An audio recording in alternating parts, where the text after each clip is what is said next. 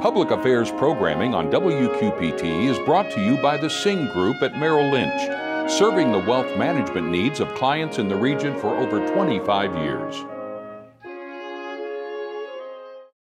Bettendorf's big plans to renovate school buildings and Arrowhead's big plans for its future in the cities.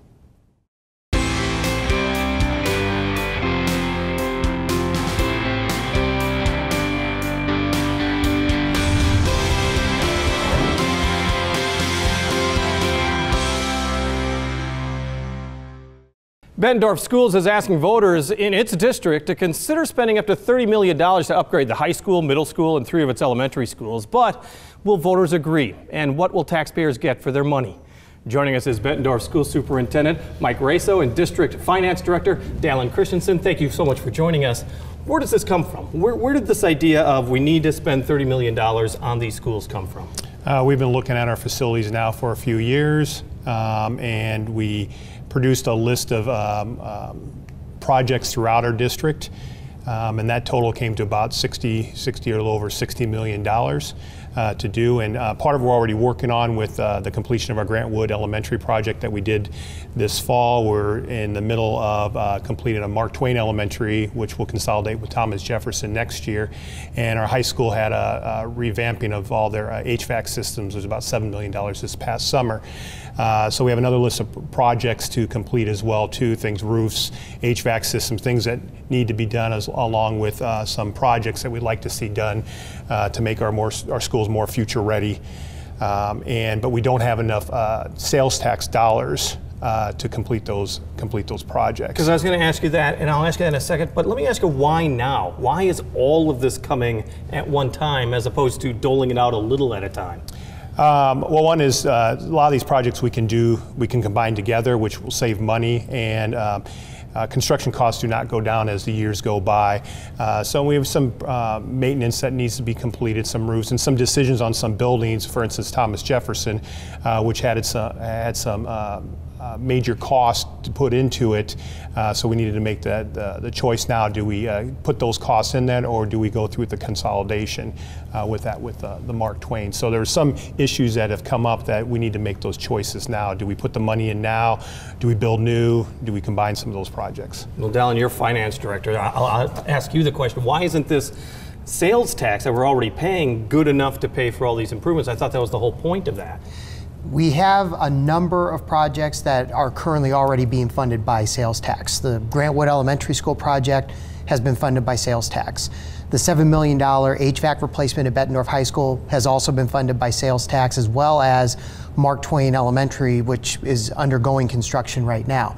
So we've already spent a significant amount of money just on those 3 projects, and in July we issued a $10 million sales tax bond, which is secured by future sales tax revenues that come to the district. We get about $4 million a year as a district for sales tax money, so we have to be able to borrow against our sales tax, but we also want to make sure that our sales tax dollars are also there and available to take care of any sort of unplanned projects that take place. For example, the $7 million Bettendorf High School HVAC replacement, that was really an unplanned project when we started this entire facilities plan.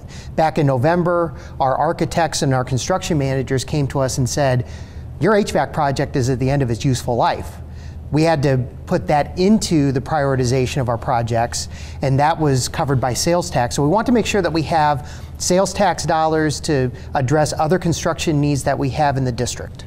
Well, let's be honest, a homeowner knows how an HVAC problem can creep up on you unexpectedly. Will this keep Bettendorf still financially solvent? I mean, do you have a problem with issuing this much in bonds? We don't at all. This is the first round of borrowing that the district has undertaken in many, many years. The district, before the issuance of the $10 million sales tax bond, was completely debt-free. 2017-2018 fiscal year was the first year in 4 years that the district had broken even in its general fund, which is basically the district's checkbook. The 4 years previous to 2017-2018, the district was operating at a general fund deficit, and now we're operating at break even, which is exactly where we want to be. So the district is in excellent financial shape, but as anybody knows, when you look at major facility projects, mortgages, when you're buying a home as a homeowner, sometimes you need to have that borrowing capability in order to get projects done in a more timely manner, like Mike was mentioning earlier. Well, Superintendent Raso, is this a position that's good for Bettendorf? I mean, does this show that enrollment is increasing, that there's a need for the schools to be improved in Bettendorf? Yeah, our enrollment has increased this year. We're up 87 students for our certified count, and as I like to say, we're up about 130 butts and seats, those kids we're actually serving. So we're up, and our facilities are in need of upgrading, moving us forward down the road, so these buildings will last 40, 50, 60 years, even further down the road. Well, let's take a look at some of the construction you're looking at the high school. Money requested for Future Ready Center in the old high school auditorium. That's kind of a new concept that I had never heard of, and it's kind of getting kids ready for the 21st century? Correct, yeah. We're looking to build a center that gives hands-on experiences, to kind of connect them to what they're doing, learning in the classroom, to get connected with businesses as well, for whether it's college or right out into the workforce. Is that something that schools, high schools, are doing even more so because of the high cost of college, because people are looking for an alternative to perhaps a four-year education after high school? Yep, it's the trend out there right now. You're also looking at increased focus, of course, on STEM education, and that your schools would be more future ready as far as STEM education. How do you make a school more ready for that? It's given the collaboration spaces that's needed, the messy rooms, the science labs, the area to build robotics, your computer programming. So having those areas in your school that are less traditional than just to walk in, sit down in a seat with a chalkboard or a Promethean board, but to be more flexible with these spaces. Well, and Dallin, when we're talking about spending money on a school like this, you really are going to have to be looking way to the future, because the money you spent today has got to be good 20, 25 years from now. That's exactly right. We want to make sure that these buildings not only address today's needs, but they need to address the needs of the future. And as we've talked at some of our community meetings, these projects are also meant to address the entire student experience. We're talking about collaboration. We're talking about making sure that students are ready to work in teams. So when we're looking at classrooms, when we're looking at some of the athletic facilities that are a part of this project that I know we'll talk about in a little bit more detail later, all of these projects are designed to produce students that can think critically, that can work well in teams. We both have students that are in high school right now, and those are skills that students need to have in order to be productive members of society, both today and into the future. And we do want to talk about the athletic portion, but the other thing that you really do point out is that you're trying to make the schools more secure as well. I mean, this is the new reality for school districts. How would this referendum actually improve school security in Bettendorf?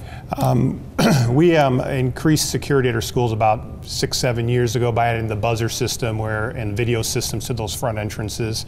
But as we moved along with our construction over the last few years, we've added in vestibules that are connected to the office, so that when you enter the building, even after you're buzzed in, you have to go through the office before you get into the main building.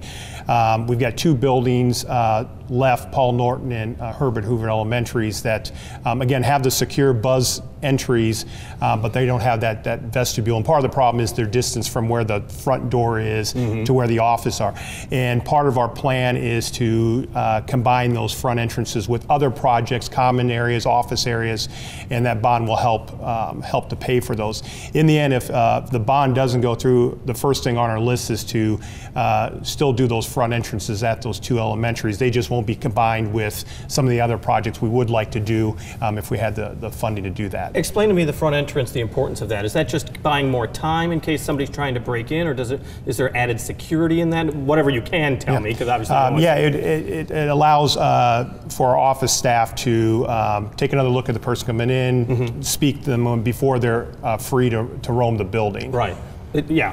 Basically an ante room before you can get into the school. Let's talk about athletics, and not only pool renovations and track renovations, but also some playground playground attention would be done at the elementary school. With Neil Armstrong Elementary, that's one of the projects that we've talked about, but we want to make sure that students have that experience. Grade school kids, elementary school kids need to make sure that they're also safe, that they're also secure, and that they're working and they're playing on equipment that is exactly what they need to have in order to be safe, in order to get out. We all know that when students, especially at that age, start to sit in the classroom a little bit too long, they can get a little antsy, and we want to make sure that what's outside of our classrooms is every bit as state-of-the-art and up-to-date as what we have inside of our classrooms. When we're talking about the added taxes for the average house, let's say the average house in Bettendorf is a little higher than maybe other areas, $200,000. The tax increase is anywhere from $4 to $14 because of this. Is that correct? I mean, what is the burden on the taxpayer? What you're talking about right now, Jim, that $14 per month for a home with $200,000 assessed valuation, that is the absolute maximum amount that we forecasted property taxes would go up if we could do nothing else to mitigate that increase with other tax rates. The fortunate thing is with our district, we have a number of different property tax funds that have put the district into a very good financial position, and we can move some of those levers around a little bit. We're able to reduce taxes in one bucket that will help offset the impact of raising property taxes to help fund the principal and the interest as part of this debt service levy, so that the taxpayer sees their total bill go up much, much less than what the amount is in order to help fund this referendum. And you're cognizant of that people don't like the increase of taxes. The vote is December 11th. Absentee ballots, of course, can be earlier than that. What are you telling people that are hedged, on the edge, they're not quite sure, they're hedging their bet on this? What we like to do is just get out the information about what we're using this for, and it's a investment into the community, and people move to our district because of the great schools, and we want to continue that. And people do look at the buildings and the facilities. We have great teachers and instruction and lots of opportunities for students, but we need to keep our buildings up as well too, because people will judge your district off what buildings look like. And people may wonder, okay, we give you all this money now, when's the next time you're going to come back and ask for more? Well, we've got a 6 to 10 year plan, and our goal is that this will get us back to where we're using the funds that we do collect year by year and our other pots of money, the PEPL account and sales tax, to just keeps things updated and to have plans in place. So the next time we have to do a high school HVAC system, that's already in place, and we've got a financial plan in place to deal with that. And what about other areas where we're seeing Bettendorf expand, particularly to the northeast of the city? I mean, are there plans for added schools being built in that area? Well, most of the buildings that happen is in Pleasant Valley. We're landlocked in Bettendorf, so another reason to keep our facilities up. Open enrollment is a big chunk of our enrollment. We have about 700 and some students a year that open enroll into our district, and a high number of those come from the Pleasant Valley district. So we have about a 400 to 500 students difference coming in than going out, and at about $7,000 a student. That's funding that comes in our district that we can use for our students. So since we don't have a lot of new housing going up in our district, we have to find ways to keep our enrollment steady, if not rising. Looks like you want to add something? Well, I was going to say, when you look at what Mike has talked about, that amount of money that we get for every open enrolled student, like Mike said, it's a little bit less than $7,000 per student per year. And at 400 students, you can do the math, and that money is money that goes into hiring teachers and being able to provide updated textbooks and updated technology for our students. As Mike said, we do get a lot from our open enrollment, and open enrollment can be driven a lot by having top-notch facilities. And when we have students that are in other districts but are attracted to the Bettendorf School District, that's money that allows us to hire those teachers, to keep class sizes down, and to increase the overall educational value for the students. Financial Director Dallin Christensen, Superintendent Mike Raso, thank you so much for joining us. Once again, the vote is December 11th. And in a moment, Arrowhead's new plan to reach out to more troubled youth. But first, here's Laura Adams, Out and About. This is Out and About for November 26th through December 2nd. December 2nd is your invitation to the Winter in Bloom open house at the Hauberg Mansion, or visit a 19th century Christmas at the Butterworth Center on the 2nd. The German American Heritage Center's Christkindl Market is now open, or celebrate at the Apple River Fort for a typical German frontier Christmas, December 1st. Stroll through Winter Nights, Winter Lights at the Quad City Botanical Center and prepare for the holidays by attending Julemarktnacht or Christmas Market in Bishop Hill. It's time for Winterfest at the Family Museum December 2nd, or join DeWitt's Hometown Christmas at the DeWitt Chamber December 1st. Visit the Ho Ho Ho vendor craft event at the Erie Annex in Erie December 2nd, and Western Illinois University Quad Cities hosts a free discussion for women interested in women in politics November 26th. There's still time to catch the Black Box Theater's production of the holiday romantic comedy It Had to Be You. Circa has 3 holiday offerings, the musicals Pinocchio and Annie, plus a special Blue Christmas with the King of Rock and Roll. Miracle in Bedford Falls is presented by the Quad City Music Guild through December 1st. Honk Jr., a delightful retelling of The Ugly Duckling, is on stage at the Galvin Fine Arts Center December 1st and 2nd, while 300 student musicians take to the stage for Christmas at Augustana at Centennial Hall on the 1st. For more information, visit wqpt.org.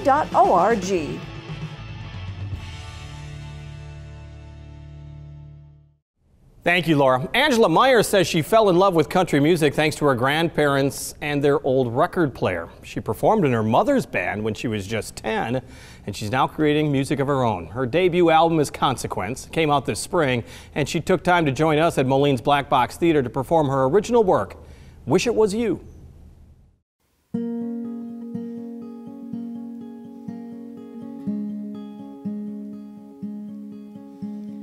You weren't the kind to quit or walk away. Now all they can say is, what a damn shame. But I know there's more to you than what you left here. It's still so clear,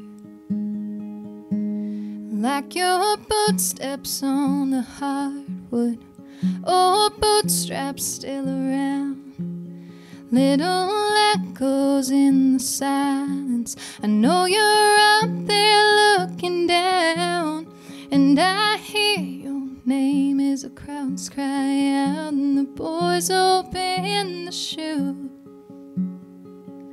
And I wish it was you, I wish it was you. It's a long way to Vegas from Nicola Valley. You know you made your mama and daddy so proud,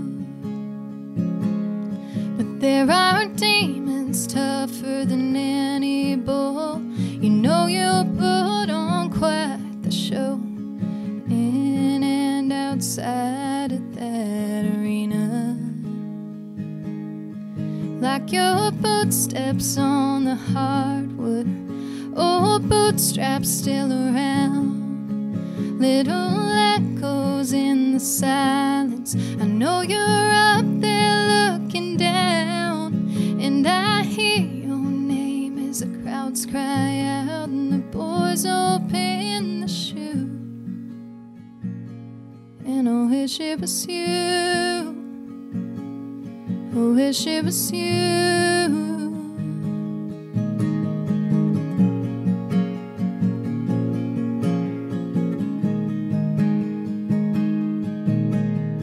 Here we are gathered in your name, those you loved, the lives you changed, and your gold buckle on your best friend's jeans, your diamond promise to your pretty little thing. Pieces of you, but pieces just the same, like your footsteps on the hardwood and bootstraps still around. And you were just getting started, but you're in a better place by now. And I hear your name as the crowds cry out and the boys open the chute. And I wish it was you, I wish it was you.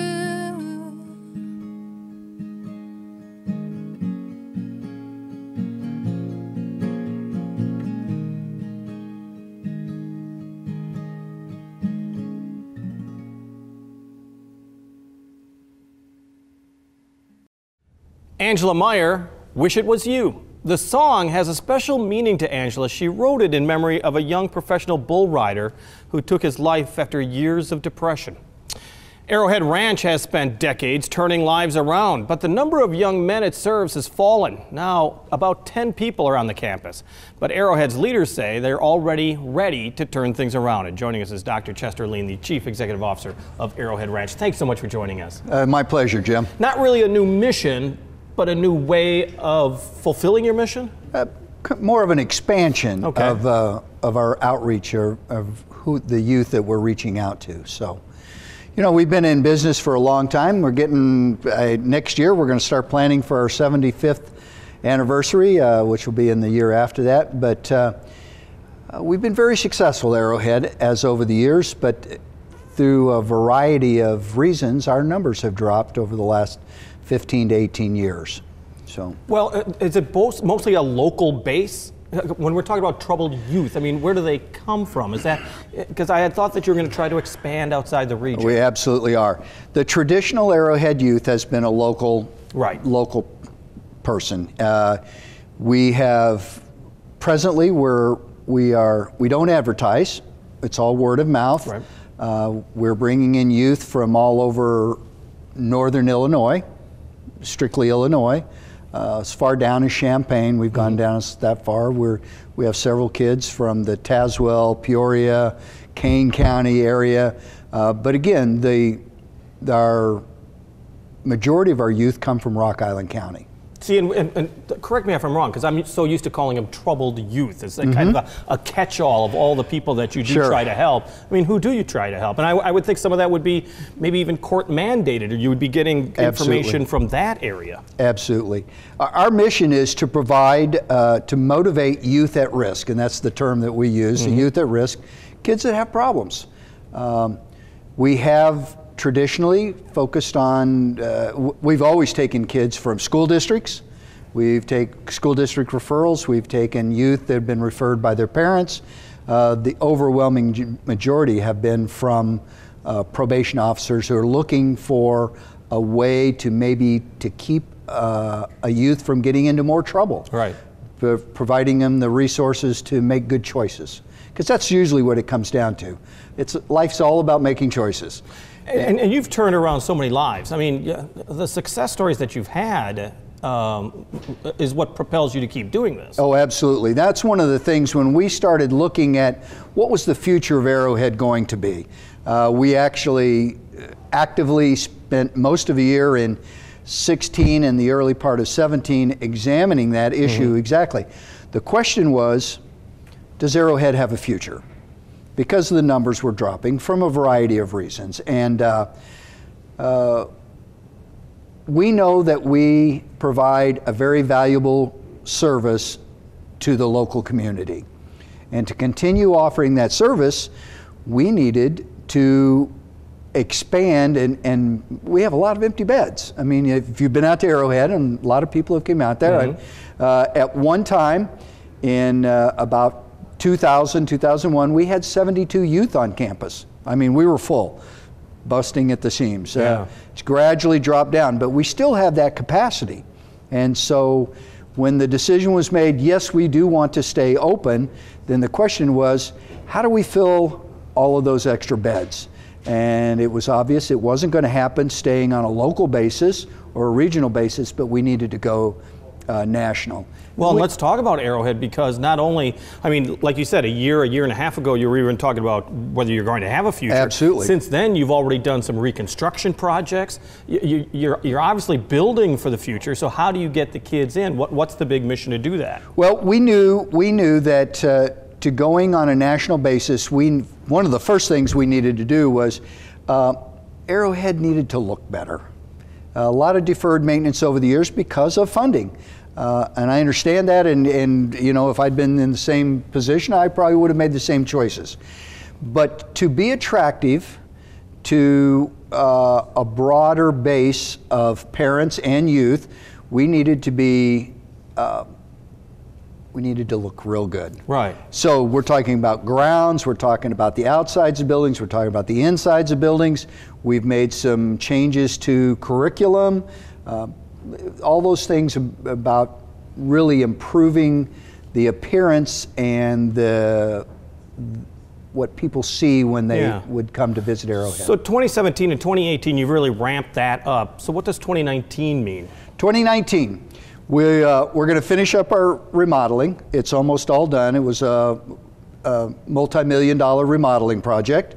If you get a chance, I'd invite all your viewers to come out and see us. I mean, it's been an incredible change. It's a lovely looking facility. It's always been a great facility. And people come on campus and they say, you look like a college campus. And we do. So now we've made those little tweaks. But 2019, we will start, we've already started in some ways. We've started going to a lot of the national conferences of a couple of organizations we belong to that provide some assistance for youth at risk and their parents. We'll continue to do that. We have marketing campaigns all set up, ready to go. Once we are ready to kick it off, we're going to kick off these national campaigns. I mentioned earlier, you and I were talking before we started about one of the key components that was kind of surprise to us when we started doing our research was the importance of educational consultants into residential facilities and in some ways in youth that are wanting to go to prep schools or colleges. So these are middlemen that would be able to steer more people towards Arrowhead. Absolutely. So come to 2019 and in the future, what do you foresee in the short term? I mean, what's your goal in 2 years? We're going to start bringing the education consultants on campus, letting them tour, let them know what Arrowhead has to offer so that they can be prepared when parents come to them and say, my child needs help. I need help. I need it right now. And they can say, you know what? There's a facility in Coal Valley, Illinois that's just perfect for you. So the key is to tell the Arrowhead story. Absolutely. Get that story out there because we do have a very compelling story. Tremendous success with kids. So the idea is we'll start building. We would like to be back to about 42 to 48 youth by 2020 or somewhere around in that range. If it happens sooner, that's okay. That'd be great. Because we're ready. We are ready right now. And it'll be a process. Well, look forward to the future and good luck to you. Absolutely. All the lives you change, you gotta look at the successes that you have had. Dr. Chester Lean from Arrowhead Ranch, thanks so much for joining us. Jim. We do appreciate it. WQPT is doing its part to support the military men and women in the cities who are serving our nation. We call it Embracing the Military, and the Department of Veterans Affairs offers its Veterans Crisis Line, 24 hours a day, 7 days a week. The number, 800-273-8255. They offer, I should say, qualified responders, many who are veterans themselves, and the support is free, confidential, available to all veterans, service members, their families, and their friends. Once again, it's called the Veterans Crisis Line. If you need it, it's available at all times, 800-273-8255. On the air, on the radio, on the web, and on your mobile device. Thanks for taking some time to join us as we talk about the issues on the cities.